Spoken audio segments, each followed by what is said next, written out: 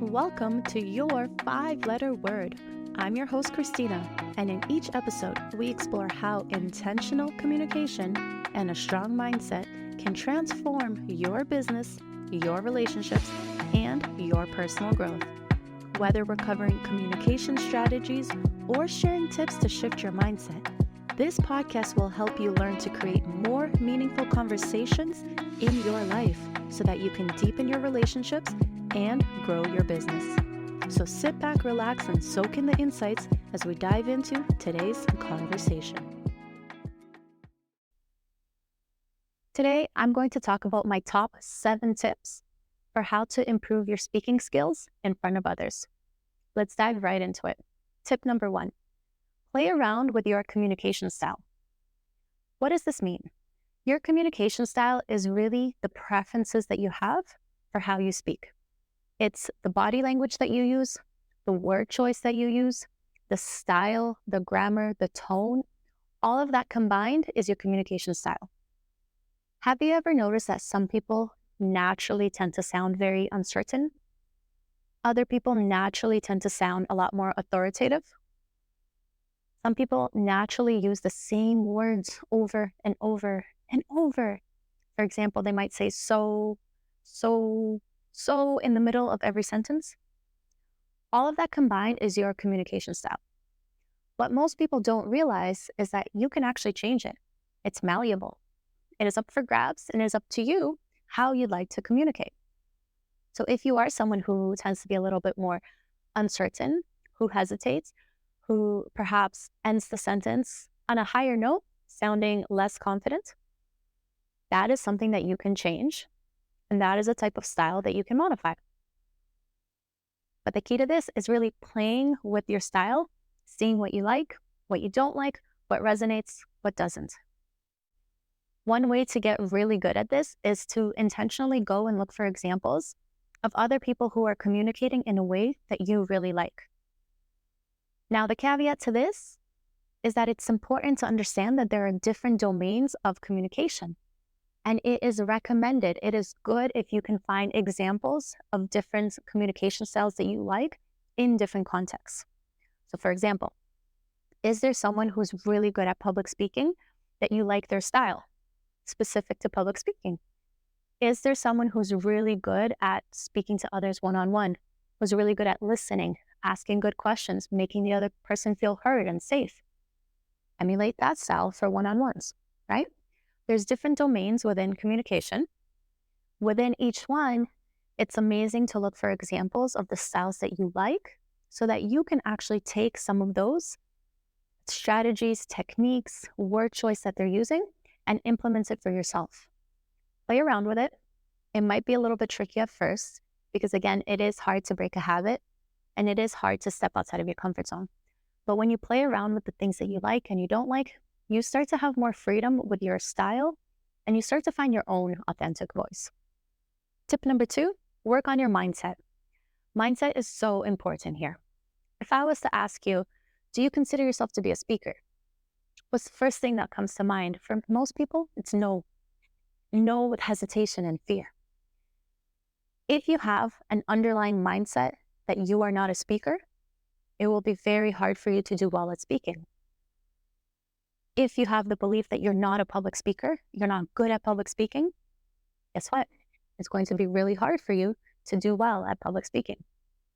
Working on your mindset is a game changer because even if you don't touch your skills, if you don't touch anything about the actual way that you communicate, but you work on your mindset, naturally there will be shifts in your communication style as well. They go hand in hand. For example, someone who always sounds uncertain, most likely they have underlying beliefs that make them hesitate, that make them nervous, that make them uncertain. And that comes through in your language. If you work on that mindset, if you work on building that confidence, if you work on that self-assurance, that naturally comes through in your tone, your word choice, and your overall communication style. They go hand in hand. Tip number 3, increase your vocabulary. What do I mean by this? Quite literally, learn new words, Learn more words. Most of us tend to use the exact same words over and over and over. They become our default vocabulary. Now, this is great because it gives us something to use in the moment. When we're not sure, when we're not certain, we use the words that we're comfortable with. But it restricts you from being able to express yourself clearly or to express yourself well. If your vocabulary is on the smaller side, if you're not as familiar with different adjectives, different words, different nouns that you can use, it becomes harder to articulate yourself and to really express the nuance of what you're trying to say.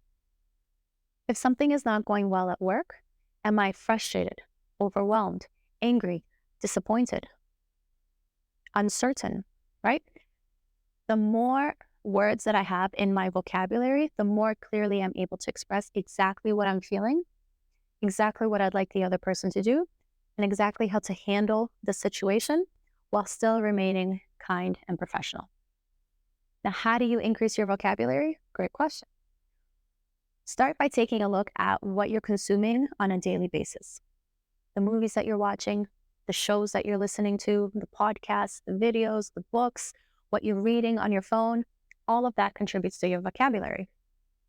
But then I'm going to challenge you to go one step beyond that. Who are you actually speaking to on a day-to-day basis? And more importantly, what is their vocabulary like? I'm sure you've heard the phrase that you become the sum of the 5 people you're closest to. So does your vocabulary. The words that you hear the people closest to you using, the lingo, the terms, the phrases, slang, anything of that nature, we start to pick that up, we start to adopt it, and we start to use it. So if you're surrounded by individuals who speak more casually, well, you will speak more casually as well. If you are surrounded by individuals who are constantly very serious and professional, you will naturally start to adopt a bit of that as well. So really be mindful of what you're consuming and who you're speaking to on a daily basis, and then supplement it. If you feel like you are having way too many casual interactions, supplement it with something that's a little bit more professional and serious, whether that's podcasts, audiobooks, YouTube videos, whatever the case. Just exposing yourself and listening to that type of language and communication style will automatically start to shift you and your communication as well. Now, tip number 4, talk to more people casually. Now, I've mentioned before in some of my previous episodes, low stakes environments are fantastic when you are starting out. What is a low stakes environment? It's anywhere where you can go out and get live practice speaking to other people, but there's nothing really on the line. And if it doesn't go well, if you start to panic, if you get nervous, you can always leave the situation with no repercussions. So something like a work meeting would not be low stakes. But speaking to someone at the gym or at the grocery store would be a low stakes environment. The more that you're able to step outside of your comfort zone and speak to people live, speak to people that you don't know, speak to people face to face, the better that you will get at it, especially if you can get the reps and the practice in environments where there's not much pressure for you. At a park, at the gym, at the grocery store, at the mall, at a coffee shop, environments like that. But it's getting that practice and getting those reps in that will help you improve. That will also help you improve your communication style and find yourself in your authentic voice. Each of these tips goes hand in hand. Tip number 5, get comfortable with silence. Silence is a superpower, and if you know how to do it well, it will completely transform the way that you communicate with others. Most people feel really uncomfortable with silence. They feel really awkward giving a moment of silence to someone else or asking for a moment of silence when they need to process and think. So silence really goes in both ways. First of all, you need to feel comfortable with silence, with taking up the time and the space and the attention to have silence for yourself. Whether you are thinking, whether you are contemplating something someone said, whatever the case, having that moment of silence does wonders. It's also a sign of confidence to be able to have that silence and not feel compelled to fill it with a filler word like Why do we use filler words? For most people, it's filling in that silence so that it shows the other person you're still thinking and you're going to come back with your response without leaving that dead air in the middle, without having that silence. But again, I'm going to challenge you. Becoming comfortable with silence and taking up the time and the space to have that silence for yourself is a hidden superpower. On the flip side, getting comfortable with having silence for other people without interjecting, without jumping to a response, without feeling compelled to say something just to fill that silence. So if you're having a conversation with someone else and they need a moment to think, give them that space, give them that silence. Being comfortable sitting there waiting for them to answer at their own pace, again, a sign of confidence and a great way to build rapport with others. The more that you're able to do that and the more that others start to see that you are a good listener and you give them a safe space to process their thoughts without interjecting and feeling the need to fill that space, the better that you will be seen as a communicator. Tip number 6, think of yourself as a speaker. Think of yourself as someone who's good at communication. Because again, going back to your mindset, that's where it all starts. If you spent the next 20 hours of your life learning every single communication strategy that you can get your hands on, but you didn't work on your mindset at all, how practical would those tips be? Not very, because you would not have the confidence, the self-assurance to put most. Now, the caveat there is that you do need to practice and you do need to learn the right techniques. But again, they go hand in hand. So even if you learn the techniques, until you start to get your identity on board, until you get your mindset behind you, it just won't work as well as you want it to. Okay, it brings us to our final tip. Tip number 7, learn your default nonverbal cues. When starting out and trying to improve communication styles and communication techniques, most people really focus on the actual words that are said and how they say it. But the majority of our communication is nonverbal. So things like our facial expressions and our body language, the way that we feel when we speak, the confidence and the energy that we project, as well as the facial expressions that we make. This alone gives the majority of the context and information to our listeners, especially if you're doing it live, face-to-face. But here's the thing. With the rise of virtual meetings, so much of your nonverbal cues still come through in a virtual setting. It's just limited. It's a lot more confined to your facial expressions and typically the upper half of your body where you're visible on camera. This is important to know because people are still relying on subconscious information like your nonverbal cues when communicating with you. Not being aware of what you are saying with your body and your face detracts from your communication. Because it's not just about what you're saying with your words, it's whether your body language and your facial expressions back it up.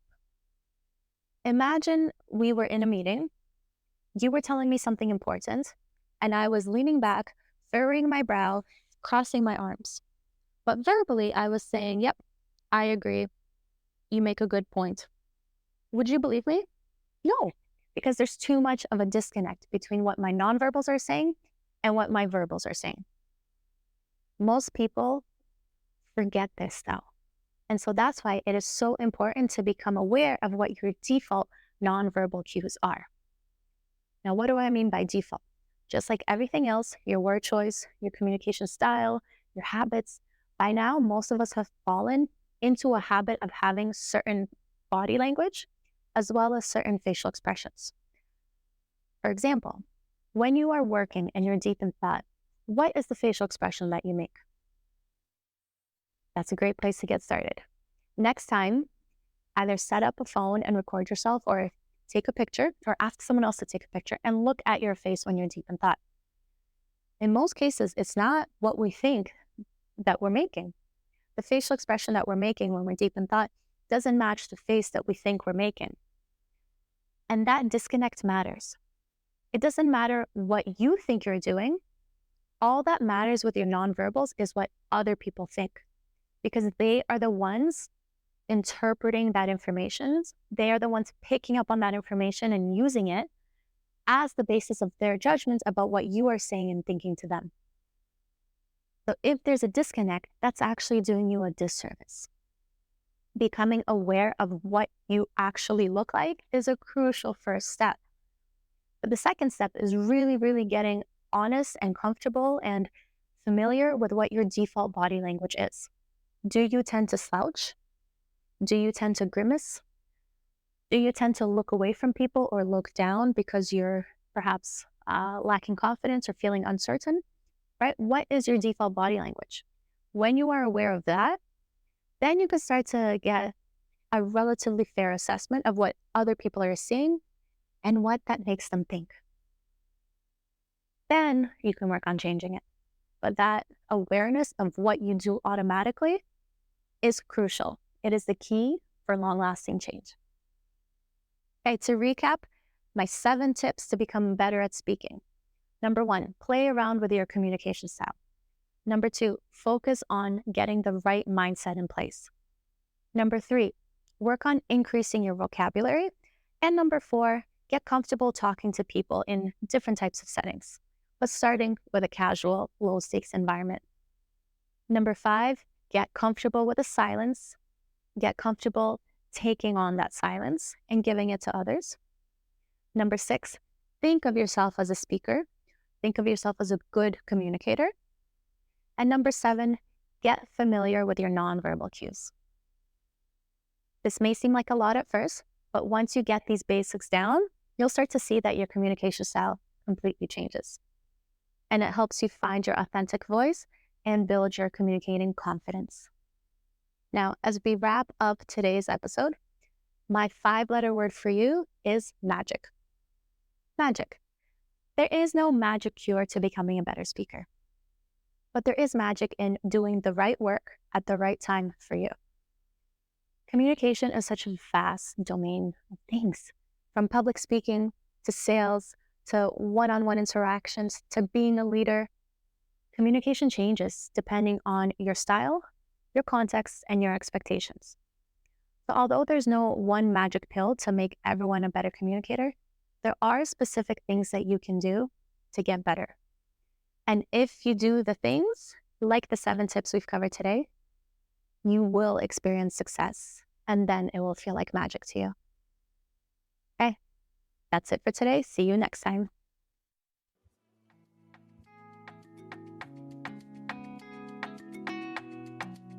Thanks for tuning in to this episode of Your 5-Letter Word. If you found this episode helpful, please share it with someone who might need to hear it. And as always, I love to hear about your breakthroughs.